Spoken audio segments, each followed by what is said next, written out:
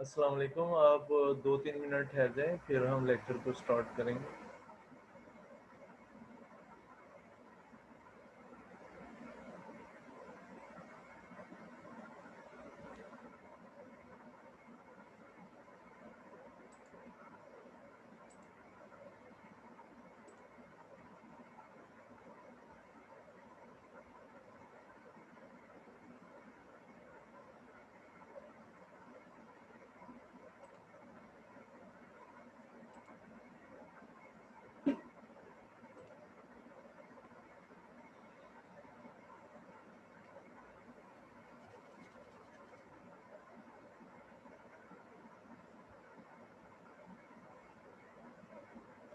ये चैप्टर 12 है।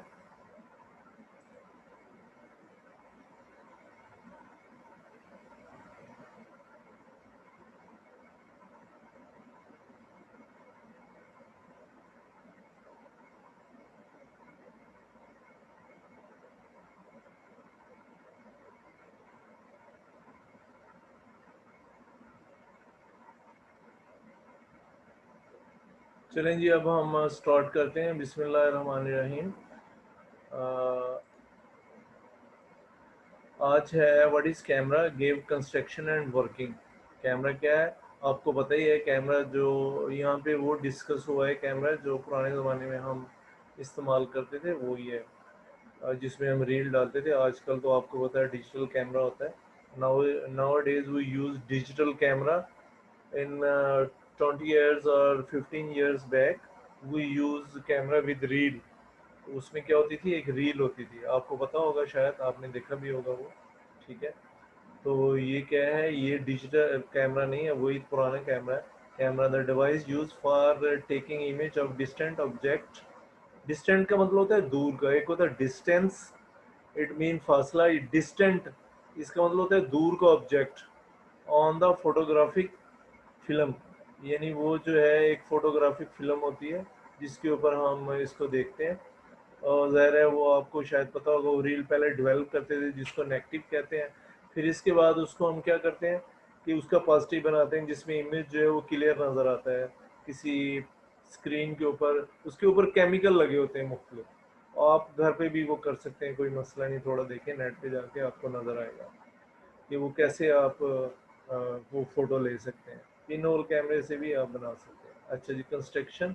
It is a light proof box. कहते हैं ये लाइट प्रूफ है, यानी इसमें लाइट इंटर नहीं हो सकती, सिर्फ सामने वाली साइड जहाँ लेंस लगा होता है वहाँ से लाइट जो है वो इंटर हो सकती है। The whole interior surface is normally matte black.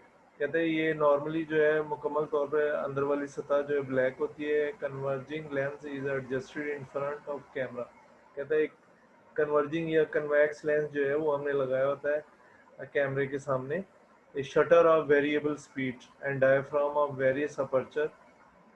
कहते हैं ये शटर जो है वेरिएबल स्पीड का। शटर का मतलब वो जैसे आप उसको ऑन करेंगे तो वो आपको आवाज़ आती है। तो वो आवाज़ जो है वो शटर के खुलने की है, वो कितनी देर तक खुला रहता है।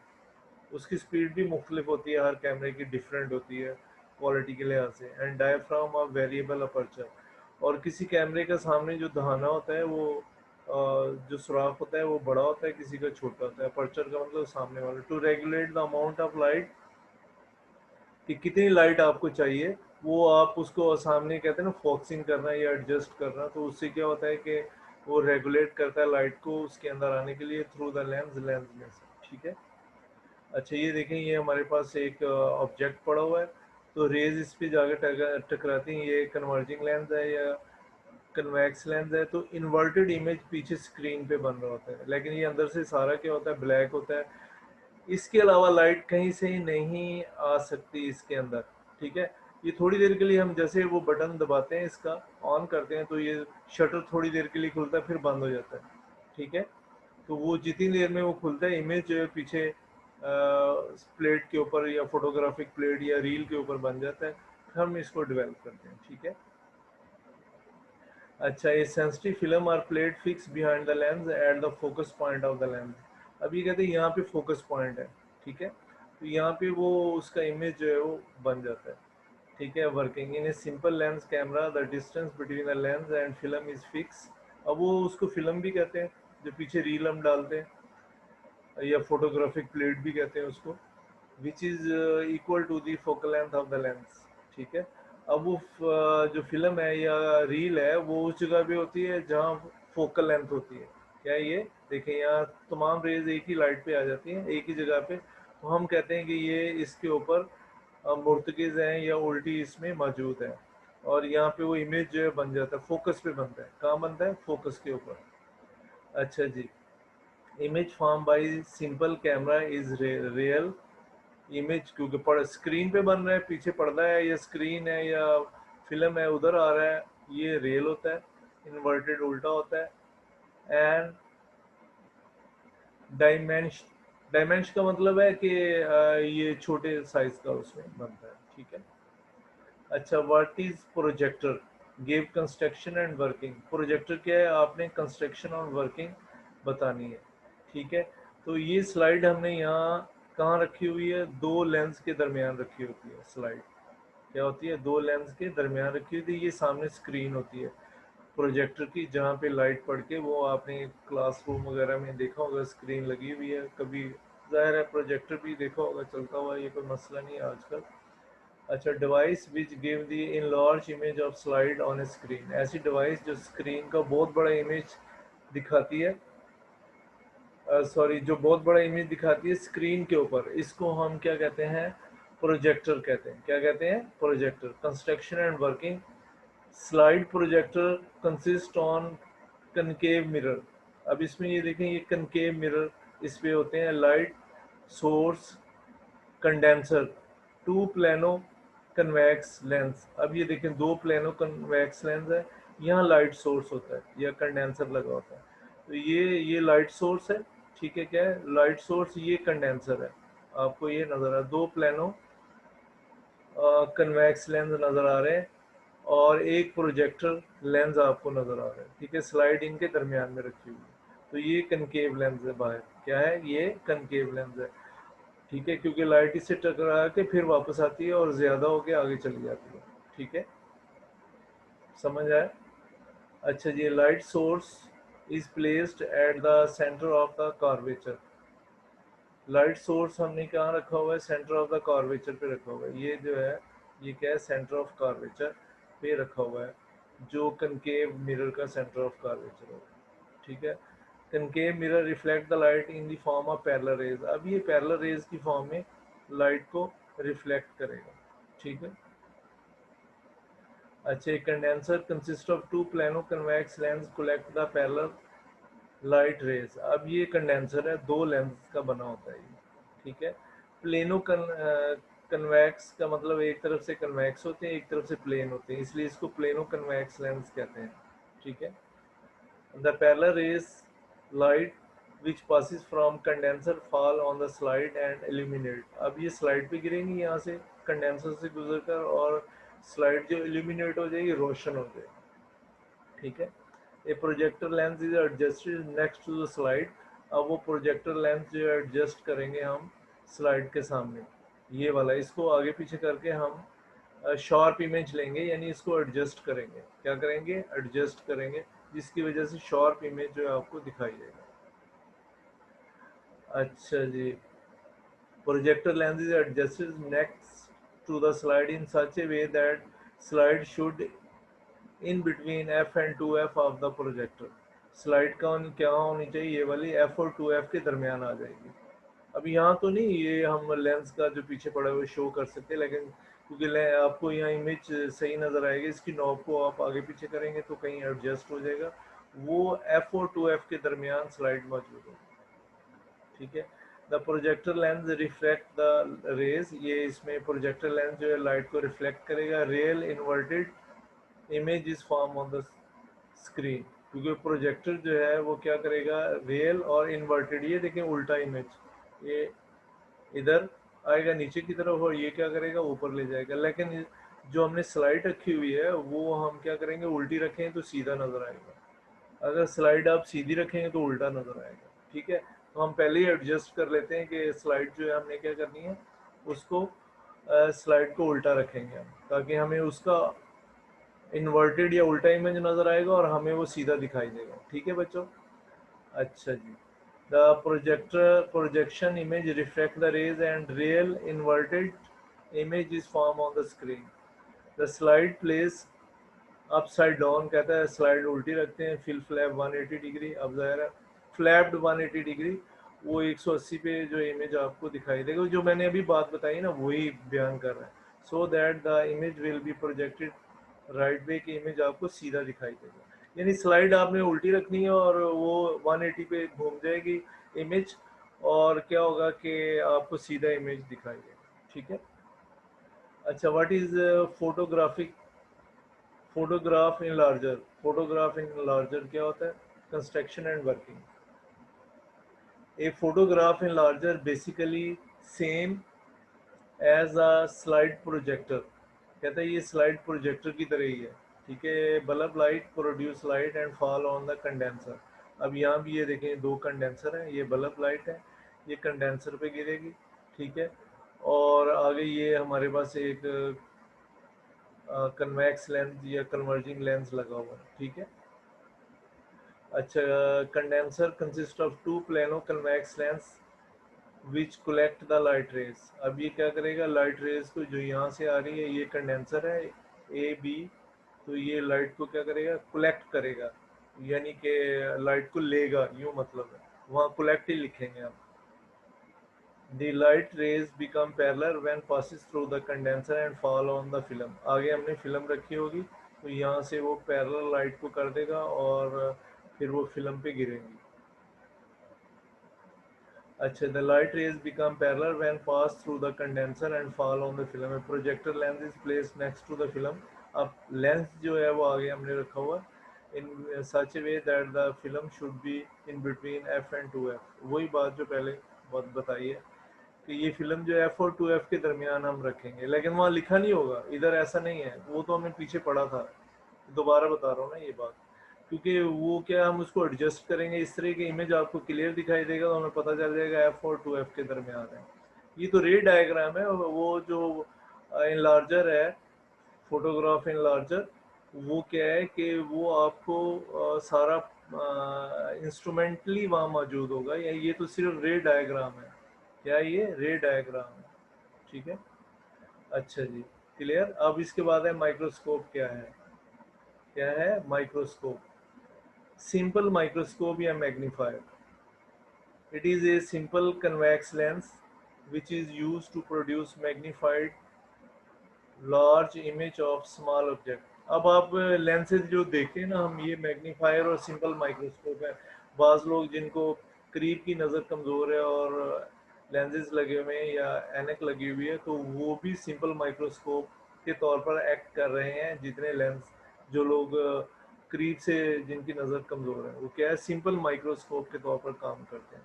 Hence it is called simple microscope, working when object is placed within focal length of convex lens। जब ऑब्जेक्ट को फोकल लेंथ के दरमियान रखेंगे कन्वेक्स लेंस की, then the magnified virtual, अब वो मैग्नीफाइड virtual और erect image is form at least distance of distant vision. कहता है ये जो इमेज बनेगा वर्चुअल होगा और सीधा होगा, यानी आपको बड़ा नज़र आ रहा है, आपको बेहतर नज़र आ रहा है। ठीक है? विच इज़ 25 सेंटीमीटर के फासले पे। ये 25 सेंटीमीटर जो है वो least distance of distant vision कहते हैं इसको। मसला हम कोई क्लियर जो कोई बच्चा या नौजवान है, वो क्लियर जो देख सकता है बगैर आँख के कोई लेंस लगाए, वो 25 सेंटीमीटर तक 25 सेंटीमीटर से वो क्लियर देखना शुरू होगा। और वो 25 सेंटीमीटर जो है वो क्या कहलाता है, least distance of distant vision कहलाता है। It is observe clearly in the maximum possible size. अब ये कहता है कि हम मैक्सिमम पॉसिबल साइज में 25 सेंटीमीटर पे देख सकते हैं, और इसको लीस्ट डिस्टेंस, कम से कम फासला, डिस्टेंट विजन, डिस्टेंट विजन का मतलब वाज़े नज़र आने वाला, तो वो हम कहते हैं वो 25 सेंटीमीटर होता है। जब हम किसी लेंस में से किसी चीज़ को देखते हैं तो वो 25 सेंटीमीटर पे इसको ले जाएगा। ठीक है? और क्लियर दिखाई देगा। ठीक है?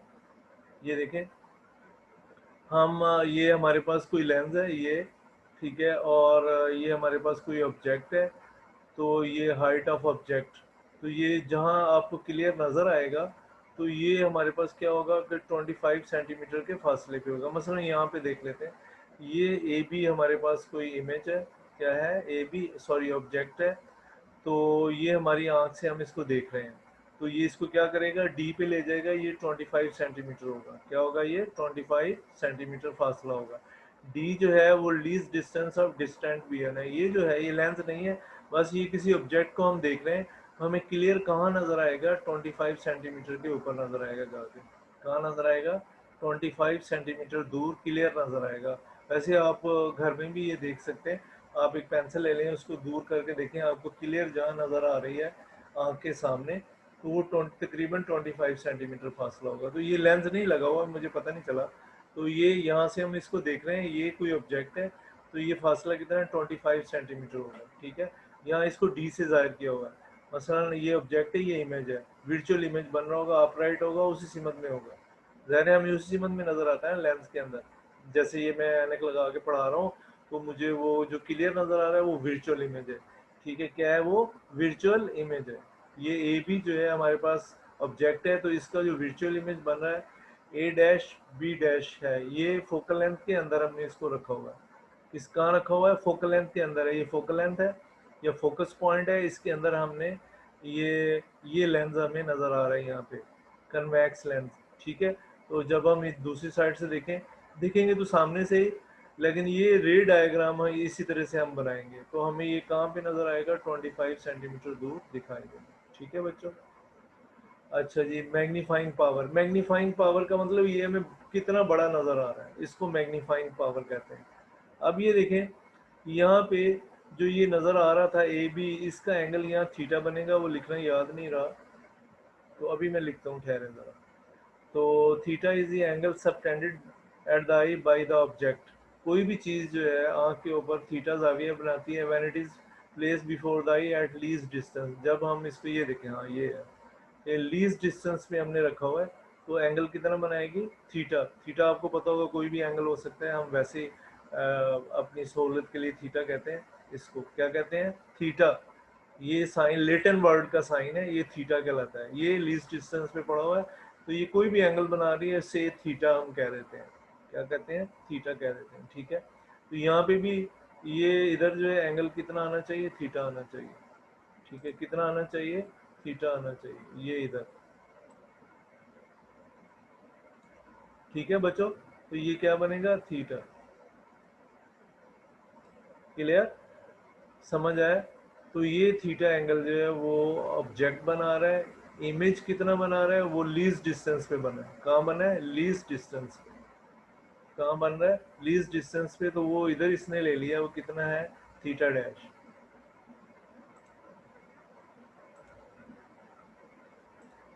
अच्छा जी, तो theta dash is the angle subtended by the final image. Final image जो बनेगा ये वाला, इसका एंगल यही बनाएंगे यहाँ पे, ये थीटा डैश होगा।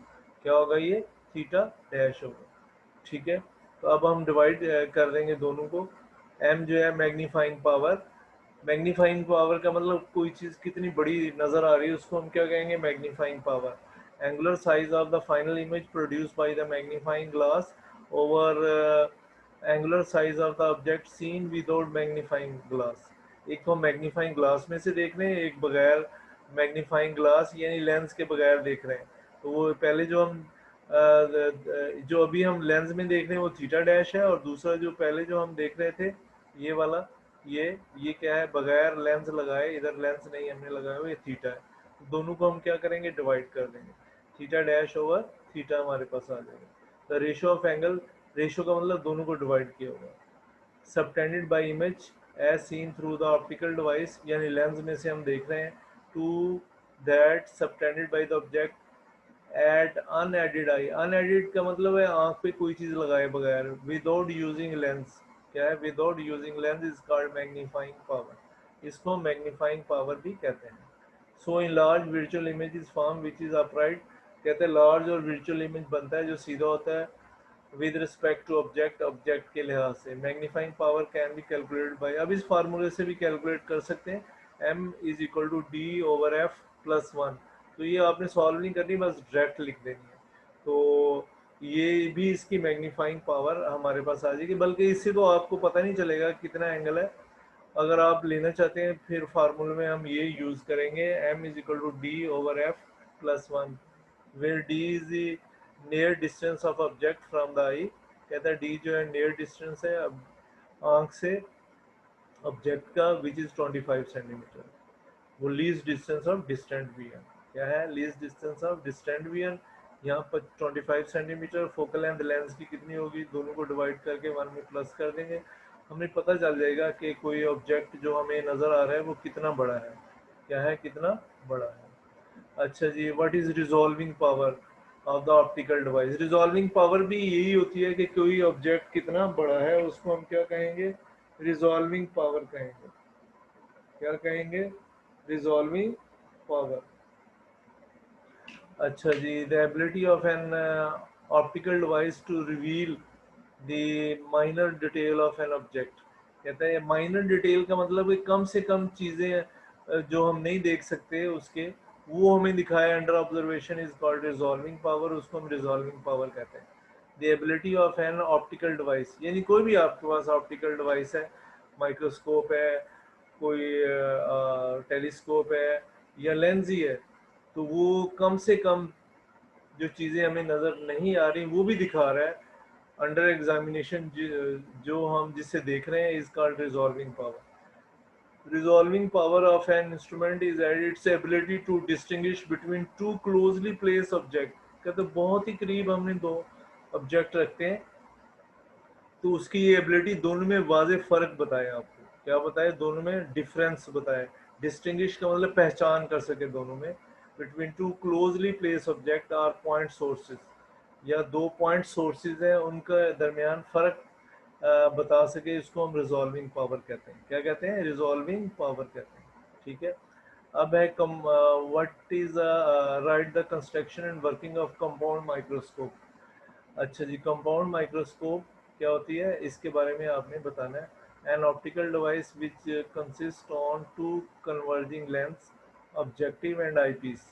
दो कन्वर्जिंग लेंस होते हैं इसमें, ये देखें, एक ऑब्जेक्टिव होता है, ये ऑब्जेक्ट की तरफ है, इसको हम क्या कहते हैं, ऑब्जेक्टिव, और एक आंख की तरफ है, इसको हम आई पीस कहते हैं। क्या कहते हैं, आई पीस। जहाँ से हम देख रहे हैं उसको आई पीस कहेंगे, और जो ऑब्जेक्ट की तरफ है, जिस चीज़ को हम देख रहे हैं उस तरफ जो लेंस होता है उसे ऑब्जेक्टिव कहते हैं। क्या कहते हैं, ऑब्जेक्टिव कहते हैं। ये देखें, ये आई पीस है, ये इधर भी लगा हुआ आई पीस, ठीक है, और ये नीचे जो दो तीन लगी होती हैं उखले पावर की, ये ऑब्जेक्टिव होते हैं। ये ऑब्जेक्टिव है, ये क्या है, आई पीस है। ठीक है बच्चों। अच्छा जी,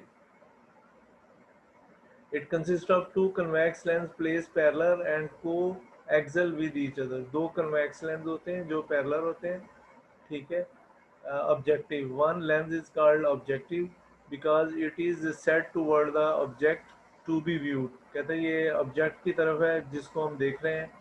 दी focal length of objective is very small. Objective की फोकल लेंथ जो है वो बहुत कम होती है। Eyepiece, second lens is called eyepiece, दूसरे लेंस को आई पीस कहते हैं because it is set toward the observer eye. ये देखने वाले की आंख की तरफ होता है, ठीक है, यानी हमारी आंख की तरफ जो लेंस होता है उसको हम क्या कहते हैं, आई पीस कहते हैं। The focal length of eyepiece is large. Focal length क्या होती है, ज़्यादा होती है। This microscope give greater magnification than that of a single lens.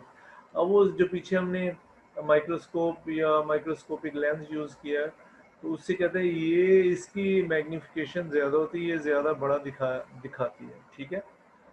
अच्छा जी, working of compound microscope. Object O P is just place beyond the principal focus of the objective. ये देखें, ये फोकल लेंथ के बिल्कुल साथ ऑब्जेक्ट रखेंगे। कौन सा है, ए बी, यहाँ लिखा हुआ ओ पी लिख दिया गया है, क्या है ये, ए बी ऑब्जेक्ट है। क्या है, ए बी ऑब्जेक्ट है। अच्छा जी, this produce a real inverted and magnified image. यहाँ आप ए बी लिखेंगे ओ बी की जगह पे।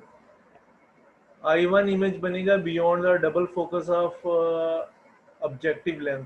अब देखें ये आई इमेज बन रहा है, ये वाला ए डैश बी डैश इमेज बन रहा है बिल्कुल ऊपर या पहले फोकल लेंथ से, इसके आईपीस की फोकल लेंथ से।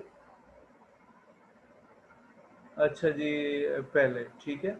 This produce a inverted real and magnified image I1 beyond the double focus of the objective lens.